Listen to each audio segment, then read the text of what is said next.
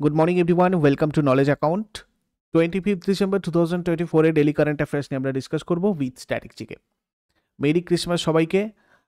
একটা বছর প্রায় শেষের দিকে। তোমরা এই বছরটা অনেক স্ট্রাগল করেছো এবং আশা করি আগামী বছর তোমরা এই স্ট্রাগল যেটা করছো তার ফল পাবে, এই উইশ থাকলেও আমার। সবাই খুব ভালোভাবে কাটিও আগামী বছরটা। আমরা রেগুলার যে ক্লাসের শিডিউল সেটা সবাই জানি, তবু টেলিগ্রাম চ্যানেলে যারা যুক্ত নেই অবশ্যই যুক্ত হয়ে যাও। তোমাদের ইউটিউবের এই সমস্ত ফ্রি ক্লাসগুলো ইউটিউব থেকে নোটিফিকেশান না পেলেও তোমরা টেলিগ্রাম থেকে নোটিফিকেশান ঠিকঠাক করে পেয়ে যাও। আর আজকে যেহেতু আমাদের বুধবার, তাই ম্যাথের ক্লাস, ইংলিশ ক্লাস, কেস স্টাডিতে স্ট্যাটিক জিকে বাউন্সারের ক্লাস, এসএসসি জিডির প্রিভিয়াস ইয়ার ক্লাস কেস স্টাডিতে, আর আরআরবি এনটিপিসি ক্লাস তোমাদের 7টার সময় হবে। তো সবাই টেলিগ্রামে যুক্ত থেকো, ওখান থেকে তোমরা পেয়ে যাবে। আর একটা তোমাদের কাছে স্পেশাল অফার রয়েছে ক্রিসমাসের জন্য। 25th ডিসেম্বর থেকে 2nd জানুয়ারি পর্যন্ত এই অফারটা থাকবে। 15% ডিসকাউন্ট, যার ডিসকাউন্ট কোড হচ্ছে CRIS15। এবং এখানে আর্যভট্ট পরমাণু পরিবর্তন প্রাপ্তি bullet SSC railway combo batch, WBPSC ক্লার্কশিপের মেন ডেসক্রিপটিভ ব্যাচ, এপিফ্যানি মানে ইংলিশ ফাউন্ডেশন ব্যাচ যেটা লেটেস্ট 4 নম্বর যে ব্যাচটা, আর জেনারেল স্টাডিজ ফাউন্ডেশন ব্যাচ 2, এগুলোতে প্রত্যেকটাতে তোমাদের 50% ডিসকাউন্ট থাকবে। তো এই 50% ডিসকাউন্টটা তোমাদের 2nd জানুয়ারি 11:59 PM পর্যন্ত থাকছে। তোমাদের এই নাম্বারে যোগাযোগ করে নেবে কোনো হেল্প বা কোনো কোয়ারিজ থাকলে। তো প্রথম প্রশ্ন আমরা দেখব, প্রধানমন্ত্রী নরেন্দ্র মোদী সম্প্রতি কোন দেশের সর্বোচ্চ সম্মান দ্য অর্ডার অফ মুবারক আল কবিরে ভূষিত হয়েছেন? তো দেখো, কুয়েতের সর্বোচ্চ সম্মান দ্য অর্ডার অফ মুবারক আল কবিরে ভূষিত হয়েছেন প্রধানমন্ত্রী নরেন্দ্র মোদী। ভারত আর কুয়েতের দ্বিপাক্ষিক সম্পর্ক মজবুত করার ক্ষেত্রে প্রধানমন্ত্রী নরেন্দ্র মোদীর অবদানকে স্বীকৃতি দিতেই এই সম্মান প্রদান করা হয়েছে। Dominica award of honour Dominican Republic 2014-তে দিয়েছে। নরেন্দ্র মোদী রিসেন্টলি 2024 বা 23-এ যে অনারগুলো পেয়েছে সেগুলো একবার আমি তোমাদের কাছে বলে দিই। Grand Commander of the order of the নাইজেরিয়ার দ্বিতীয় সর্বোচ্চ পুরস্কার 2024-এ পেয়েছেন। Order of Saint Andrew the Apostle রাশিয়ার থেকে 2024-এ। Order of the Druk Gyalpo Bhutan থেকে 2024-এ। প্রধানমন্ত্রী মোদী প্রথম বিদেশি নেতা যিনি এই পুরস্কারটা পেয়েছেন। বার্বাডোসের অনারারি অর্ডার অফ ফ্রিডম পুরস্কার পেয়েছিলেন honorary order of freedom of Barbados 2024-এ। গায়ানার অর্ডার অফ এক্সেলেন্স গুয়ানা থেকে পেয়েছিলেন 2024-এ। এছাড়া grand cross of the legend of honour 2023-এ। অর্ডার অফ নাইল ইজিপ্ট থেকে 2023-এ, এটা ফ্রান্স থেকে। Grand companion of the order of the Logohu Papua New Guinea থেকে 2023-এ। Companion of the order of Fiji 2023-এ। রুল অফ নিশান ইজুদ্দিন 2019-এ। Foreign honour conferred on Narendra Modi order of Zayed award United Arab Emirates থেকে 2019-এ পেয়েছেন। King Hamad order of Renaissance 2019-এ Bahrain থেকে। Grand collar of the state of Palestine award 2018-তে নরেন্দ্র মোদী একমাত্র ভারতীয় প্রধানমন্ত্রী যিনি ফিলিস্তিন সফর করেছিলেন এবং এই অ্যাওয়ার্ডটা পেয়েছিলেন। State order of Ghazi Amir Amanullah Khan award Afghanistan 2016-তে ইনি পেয়েছেন এটা। King Abdulaziz sash Saudi Arabia থেকে 2016-তে পেয়েছেন। নেক্সট, 2024 সালে ভারতীয় পরিবেশবিদ মাধব গাডগিল কোন মর্যাদাপূর্ণ পুরস্কার পেয়েছেন? Madhav Gadgil UNEP's lifetime achievement award পেয়েছেন। মাধব গাডগিল একজন বিশিষ্ট ভারতীয় পরিবেশবিদ। 2024 সালে ইউনেপের লাইফ টাইম অ্যাচিভমেন্ট অ্যাওয়ার্ড পেয়েছেন। এই মর্যাদাপূর্ণ পুরস্কার জাতিসংঘের পরিবেশ কর্মসূচি প্রদত্ত সর্বোচ্চ পরিবেশগত সম্মান। মনে রাখবে, ইন্ডিয়ান ইনস্টিটিউট অফ সায়েন্সে পরিবেশগত বিজ্ঞান কেন্দ্র প্রতিষ্ঠা করেন। দেখো, 1986 সালে ভারতের প্রথম জীবজগৎ সংরক্ষণ নীলগিরি বায়োস্ফিয়ার রিজার্ভ প্রতিষ্ঠায় এটাতেও তিনি গুরুত্বপূর্ণ ভূমিকা পালন করেন। পদ্মশ্রী পেয়েছিলেন 1981-তে, পদ্মভূষণ 2006-এ পান। পরিবেশগত অর্জনের জন্য টাইলার পুরস্কার 2015 সালে পেয়েছিলেন। জর্জ কু রোজেন পুরস্কার 2014 সালে পান। এইচ.কে ফিরোদিয়া পুরস্কার 2007 সালে পান। ভলভো এনভায়রনমেন্ট প্রাইজ 2003 সালে পান। আর এলিওকার্পাস গাডগিল এটা হচ্ছে একটা গাছের প্রজাতি যেটা 2021 সালে ভারতের কেরালার পালাক্কাড় জেলার নেলিয়াম প্যাথি পাহাড় থেকে বর্ণিত একটা গাছের প্রজাতি, যেটা তার সম্মানে নামকরণ করা হয়েছে। তারপরে কোন দেশ 2025 সালে একটি বিনামূল্যে mRNA ক্যান্সার ভ্যাকসিন আবিষ্কার করেছেন? mRNA ক্যান্সার ভ্যাকসিন, এটা আবিষ্কার করেছে রাশিয়া। রাশিয়া একটা যুগান্তকারী mRNA ভিত্তিক ক্যান্সার ভ্যাকসিন তৈরি করেছে, যার লক্ষ্য ভ্যাকসিনটি মানে 2025 সালের প্রথম দিকে রাশিয়ান নাগরিকদের বিনামূল্যে বিতরণ করা। দেখো, প্রতি ডোজ উৎপাদন খরচ হচ্ছে 3 লাখ রুবেল, মানে প্রায় $2,869 US। তারপরে নিচের কোন রাজ্য ছাদে সৌরশক্তি ইনস্টল করার ক্ষেত্রে শীর্ষে রয়েছে? গুজরাট ছাদে সৌরশক্তি ইনস্টল করার ক্ষেত্রে শীর্ষে রয়েছে। এরকম টপ 5টা state rooftop solar, 5 states in rooftop solar in India হচ্ছে গুজরাট, যার প্রায় ক্যাপাসিটি 3.46 GW, মহারাষ্ট্র, রাজস্থান, কেরালা, তামিলনাড়ু।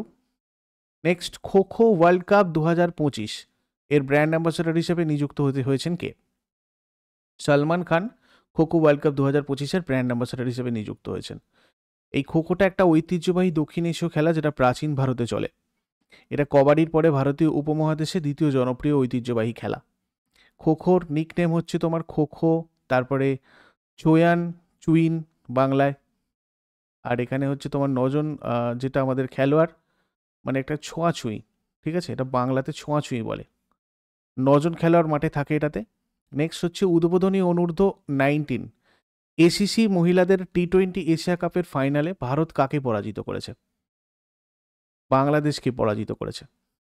দেখো, ভারতীয় মহিলা ক্রিকেট দল এসিসি অনূর্ধ্ব 19 মহিলা এশিয়া কাপ 2024 জিতেছে এবং ফাইনালে বাংলাদেশ মহিলাদের 41 রানে পরাজিত করেছে। 2024 ACC under nineteen women's T20 Asia cup, এটা হোস্ট করেছে Malaysia, champion India, first title, runners up Bangladesh, player of the series India Gongadi Trisha, India, most run Gangotri Trisha actually, ঠিক আছে, 159 রান করেছেন ইনি, আর প্লেয়ার অফ দ্য সিরিজ হচ্ছেন ইন্ডিয়ার গঙ্গোরি তৃষা। মোস্ট উইকেট আয়ুষী শুক্লা, 10টা উইকেট।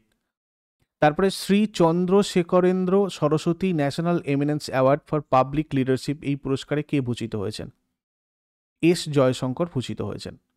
পররাষ্ট্রমন্ত্রী এস জয়শঙ্করকে দক্ষিণ ভারতীয় শিক্ষা সমিতি দ্বারা জননেতৃত্বের জন্য শ্রী চন্দ্রশেখরেন্দ্র সরস্বতী জাতীয় বিশিষ্ট পুরস্কারে ভূষিত করা হয়েছে। ভুটানের এরকম রয়্যাল অনার হচ্ছে renowned Indian educationalist Arun Kapoor, মানে Jamshedji Tata award by Indian society for quality Kiran Majumdar পেয়েছিলেন।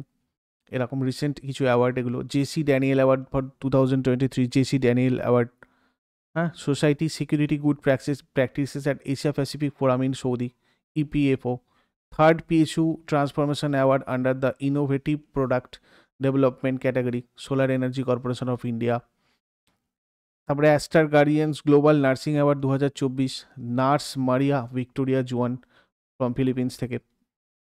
তারপরে অয়েল অফ ইন্ডিয়া লিমিটেডের প্রধান আর্থিক কর্মকর্তা হিসাবে কে নিযুক্ত হয়েছেন? Abhijit Majumdar oil of India লিমিটেডের প্রধান আর্থিক কর্মকর্তা হিসেবে নিযুক্ত হয়েছেন। অয়েল অফ ইন্ডিয়া লিমিটেড এর পরিচালনা পর্ষদ 18 ডিসেম্বর 2024 অভিজিৎ মজুমদারকে প্রধান আর্থিক কর্মকর্তা হিসেবে নিযুক্ত করে। এই অয়েল অফ ইন্ডিয়া লিমিটেড 1959 সালে প্রতিষ্ঠিত। অয়েল অফ ইন্ডিয়া লিমিটেড একটা মহারত্ন PSU, চেয়ারম্যান আর MD হচ্ছেন রঞ্জিত রথ। অশোধিত তেল বা অপরিশোধিত তেল এবং প্রাকৃতিক গ্যাসের অনুসন্ধান, উন্নয়ন এবং উৎপাদন, আর অপরিশোধিত তেল পরিবহন এবং তরল পেট্রোলিয়াম গ্যাস উৎপাদনের ব্যবসায় এরা নিযুক্ত, এই অয়েল অফ ইন্ডিয়া লিমিটেড। তারপরে মেনি রামায়ণা মেনি লেসেন্স, এই শিরোনামে বইটার লেখককে? মিনি রামায়ণা মেনি লেসেন্স, এটা লিখেছেন আনন্দ নীলকান্তন। এই বইটা ব্যাখ্যা করে যে রামায়ণ কেবলমাত্র একটি গল্প নয়, বরং শতাব্দী, সংস্কৃতি এবং ভাষা জুড়ে বিস্তৃত গল্পের একটা ঐক্যতান। নেক্সট, কোন ব্যাংকের সাথে শিল্প আর আভ্যন্তরীণ বাণিজ্যের প্রচারের জন্য বিভাগ স্টার্টআপগুলোকে ক্ষমতায়ন এবং উদ্ভাবনকে উৎসাহিত করার জন্য একটি সমঝোতা স্মারক স্বাক্ষর করা হয়েছে? দেখো, এটা করেছে হচ্ছে HDFC ব্যাংক। স্টার্টআপ ইকোসিস্টেমকে শক্তিশালী করার এবং উদ্ভাবনকে উৎসাহিত করার জন্য DPIIT HDFC ব্যাংকের সাথে একটা সমঝোতা স্মারক স্বাক্ষর করেছে। এই অংশীদারিত্বের লক্ষ্য হচ্ছে স্টার্টআপগুলোকে কাস্টমাইজড ব্যাংকিং এবং আর্থিক পণ্য সরবরাহ করা, যেটা তাদের কর্মপুঁজির ব্যবস্থা, ঋণ প্রবেশাধিকার এবং নগদ প্রবাহ ব্যবস্থাপনার ক্ষেত্রে সহায়তা করবে। এই এইচডিএফসি ব্যাংকের হেডকোয়ার্টার মুম্বাইয়ে রয়েছে। এটা প্রতিষ্ঠিত হয় আগস্ট 1994-এ। Chief executive officer Sashidhar Jagdishan. তারপরে বিশ্ব বাস্কেটবল দিবস কোন তারিখে পালন করা হয়? ওয়ার্ল্ড বাস্কেটবল ডে, এটা পালন করা হয় 21 ডিসেম্বরে। বিশ্ব বাস্কেটবল দিবস 21 ডিসেম্বর পালন করা হয়। আর এই তারিখটা তাৎপর্যপূর্ণ কারণ এটা বাস্কেটবলের উদ্ভাবক ডক্টর জেমস নাইসমিথের জন্মবার্ষিকী হিসাবে চিহ্নিত। 1891 সালের ডিসেম্বরে ম্যাসাচুসেটসের স্প্রিংফিল্ডে ইন্টারন্যাশনাল YMCA ট্রেনিং স্কুলে শিক্ষকতা করার সময় ডক্টর নাইসমিথ প্রথম বাস্কেটবলের প্রচলন করেন।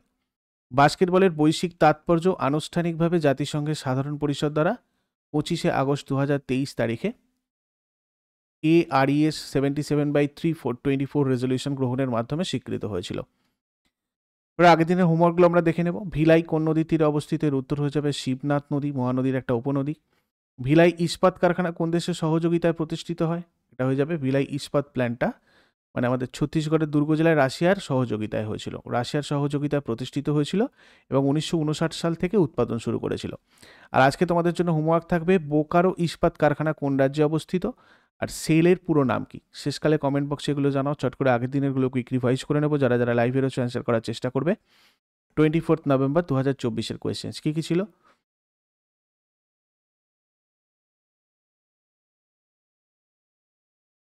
নিউ জার্সিতে অনুষ্ঠিত অনুষ্ঠানে কে মিস ইন্ডিয়া USA 2024 হয়েছেন? কেটলিন সান্দ্রানীল। সংযুক্ত জাতিপুঞ্জের আভ্যন্তরীণ বিচার পরিষদের চেয়ারপারসন হিসেবে কে নিযুক্ত হয়েছেন? বিচারপতি মদন বি লোকুর। ক্রিস্ট্রুন ফ্রোস্টাডোটির কোন দেশের নতুন প্রধানমন্ত্রী পদে নিযুক্ত হয়েছেন? আইসল্যান্ড। ভারতের প্রথম শহর হিসাবে ভিক্ষা নিষিদ্ধ করেছে কে? ইন্দোর। কোন দেশে ভারতের পরবর্তী রাষ্ট্রদূত হিসাবে নিযুক্ত হয়েছেন অরুণ কুমার সাহু? বুলগেরিয়া। কোন দলের বিপক্ষে ভারতীয় মহিলা দল টি-20 ক্রিকেট ইতিহাসে সর্বোচ্চ স্কোর করেছে? West Indies. Asian roll ball championship কোথায় আয়োজিত হচ্ছে? গোয়া। শ্রীনিবাস রামানুজনকে সম্মান জানাতে ভারতে জাতীয় গণিত দিবস পালিত হয় কোন তারিখে? 22 ডিসেম্বর। কোন সংস্থা স্মাইল উদ্যোগের জন্য ভারত সরকারের সাথে $350 মিলিয়ন ঋণ চুক্তি স্বাক্ষর করেছে? এশীয় উন্নয়ন ব্যাংক। কে নাগপুরের মানসারে NH-44-এ ভারতের প্রথম বায়োবিটুমিন ভিত্তিক জাতীয় মহাসড়কটা উদ্বোধন করেন? নীতিন গডকরি। 2024 সালের ডিসেম্বরে প্রয়াত মীনা গণেশ কোন চলচ্চিত্র শিল্পের একজন বিখ্যাত অভিনেত্রী ছিলেন? মালায়ালাম। এগুলো ছিল তোমাদের আগের দিনের কোয়েশ্চেন্স। ইউজফুল বলে মনে হলে লাইক শেয়ার করো বন্ধুদের সাথে আর কমেন্ট করে ফিডব্যাক জানিও।